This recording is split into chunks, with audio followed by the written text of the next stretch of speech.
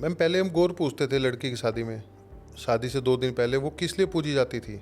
उसमें सारे रिलेटिव आगे लड़की को हल्दी और वो लगाते थे और साथ में कुछ सामान डाल के जाते थे, पंजेब, चुटकी, पैसा, कुछ भी सामान, साड़ी, कपड़े। वो इसलिए होता था, पहले हमारे पास पैसे नहीं होते थे, हमारे पूर्वज थे समझदार बहुत, उन्होंने हर चीज को धर्म से बांध दिया कि भाई लड़की गौर पूजो और सारे कुछ कुछ सामान डालो ताकि उसकी शादी हो जाए। जो पैसा होता है वो बाप के काम आ जाए खर्चा करने पे, या लड़की को ही दे देते थे, उसके FD करवा देते थे उसकी पहले बैंक में, या शादी में जितना पैसा लगना है वो पैसा काम आता था। लेकिन आज के टाइम में क्या देखा है कि गौर पूजते हैं, उसमें गलत हरकतें बहुत होती हैं, जलने वाले लोग होते हैं।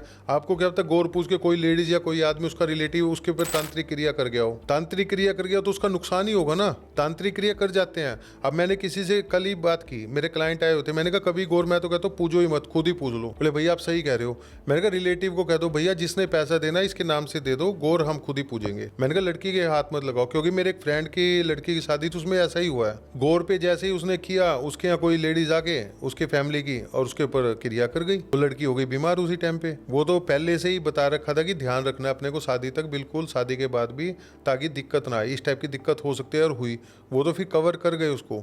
लेकिन हर किसी के साथ तो ये ध्यान नहीं रख सकता ना। तो मैं तो कहता हूँ रिलेटिव कोई आए हैं देना तो भैया इसके नाम का दे दो अलग से। 90% के घरों में यही दिक्कतें आती हैं।